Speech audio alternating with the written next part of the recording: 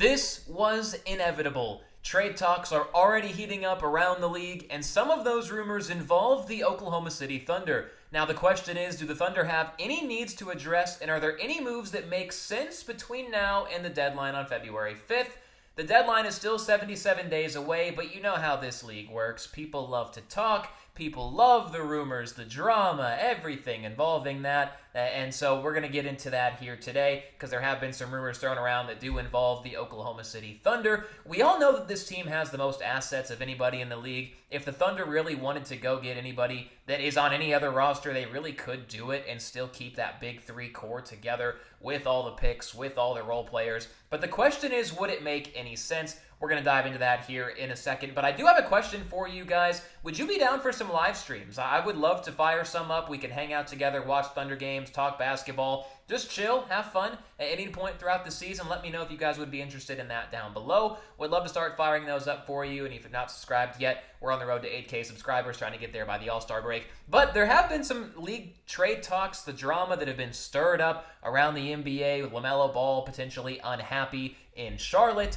You've got Anthony Davis and the whole situation in Dallas. You've got John Morant and the whole Memphis saga going on. And then the one that most involves the Thunder of the stars would be Lauri Markkanen for a couple of different reasons. Now, could the Thunder go out and acquire Lauri Markkanen and just set devastation on the rest of the league? In theory, yes, they could do that and still have everything else that is dangerous about this team still intact. Now, would it be practical from a rotation standpoint? Would it make much sense? No, not really. But I'll tell you one way this trade, if Lauri Markkanen does get traded, would really affect the Oklahoma City Thunder. If he leaves the Utah Jazz, that would make the Jazz a much worse basketball team, improving their odds of being a top 8 pick. The Thunder own the Utah Jazz pick this year, but it is a top 8 protected pick. So if the Jazz finish in the top 8 of the lottery, they will keep their pick. The Thunder will lose that pick and have one less pick in the first round this season. So this trade would have massive implications on the Oklahoma City Thunder. If,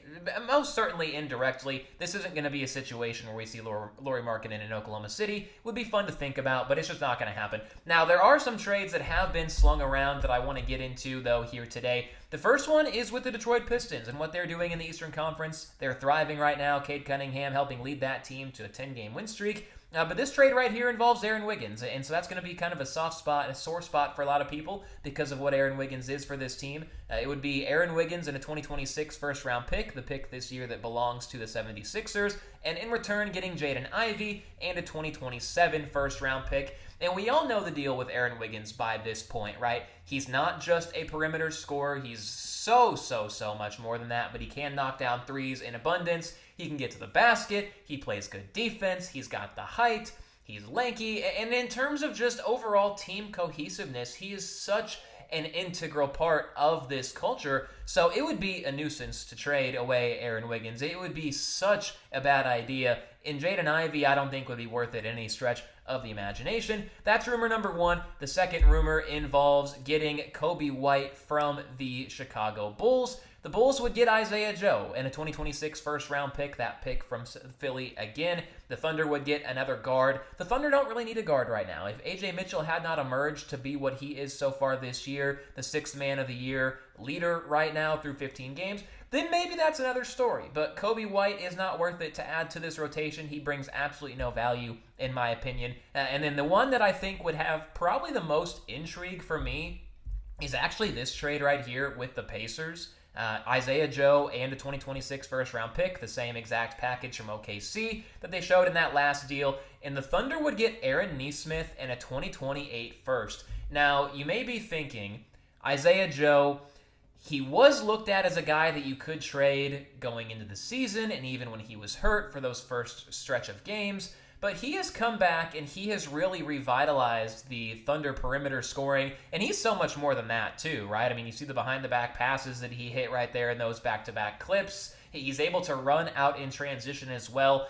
Really an underrated scorer and an underrated facilitator. And another one that's been around for several years, right? But Aaron Nesmith pretty much has been even in terms of the three-point shooting percentage with Isaiah Joe. So this would be pretty much an even trade in terms of perimeter scoring, and Aaron Nesmith could be considered arguably more athletic. So this would be a trade that, of all of the proposals, would maybe make the most sense. Let me know what you guys think of this down below. The last one here is just absolutely a joke. Nikola Topic is not going anywhere, guys. There's no way that this team could trade him away while he is on his cancer recovery journey. It's disrespectful to even suggest that he could be traded right now. I absolutely hate everything about this one. We're going to move on. The one trade that I wanted to cook up here in Fanspo, I'm interested what you guys think of this, because if there's any trade this team could realistically make, because I don't see Isaiah Joe going anywhere, I don't see Aaron Wiggins going anywhere.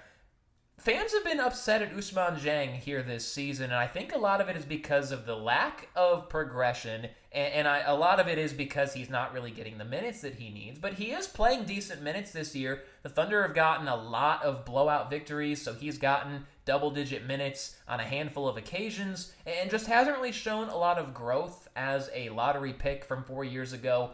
So this trade right here that I worked up was with the Nets. You trade away Usman Dieng. You get Haywood Highsmith, who's another stretch big, another rebounder, another person you could throw into the big rotation along with Chet, with Ihart and with J. Will. And then you'd also get a first-round pick, which Philly owns. It would be the 76ers first-round pick that the Nets, I guess, actually technically own. That would be going to Oklahoma City.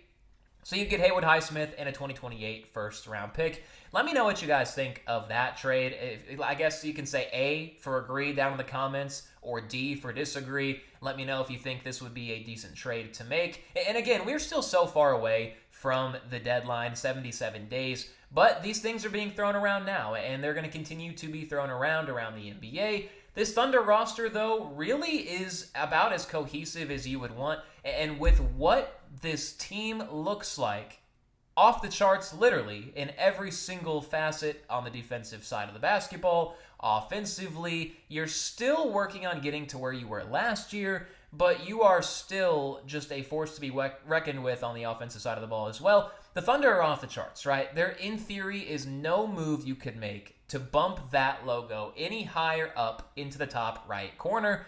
You already have every single thing that you need. So I think that on its face, most Thunder fans probably would be against any trade that could be made, period, right? Even if it did involve someone like an Anthony Davis, which would never happen, Lauri Markkanen, which would never happen, or a Lamelo Ball, which would never happen. I mean, those trades are outrageous in their own right. And then maybe these other ones, again, of all of them for me, this one would be the one that I would potentially think about. I wouldn't hang up the phone right away like with those other three that I just showed you guys. This Aaron Nesmith, Isaiah Joe trade could be intriguing, but I just don't think you can mess up the chemistry of what this team has right now. It's just something that you cannot do. Now, I did want to end the video by showing you guys this hypothetical. CBS wrote this article today. I wanted to get your guys' thoughts on this. So this was a story written basically saying, okay, hypothetically, what happens if the Thunder decided they wanted to just trade away everything that they own, every single player, and see how many first-round picks you could get? In this article, this journalist for CBS Sports was able to get the Thunder 28 first-round picks on top of the 14 that they already have. So if the Thunder traded away everything, literally just cleaned house and started from scratch, he says the Thunder would be able to have 42 first-round picks in the next 8 drafts, which is almost 6 first-round picks per year.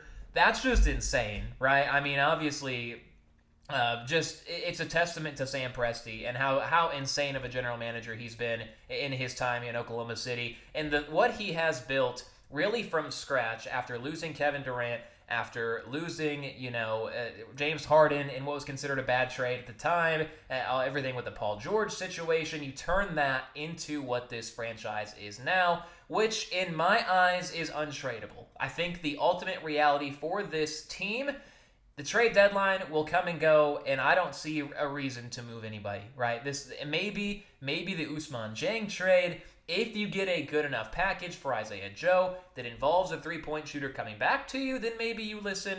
But this team is just too precious that you cannot break it up. That, at least, is my opinion. Let me know what you guys think down below. Leave a like if you have not already. We're trying to hit 8,000 subscribers as well, so make sure you subscribe. It's completely free. Trying to get to 8K by the All-Star break. We'll talk to you guys next time. Hope you guys enjoy the vid here on Thunder Digest.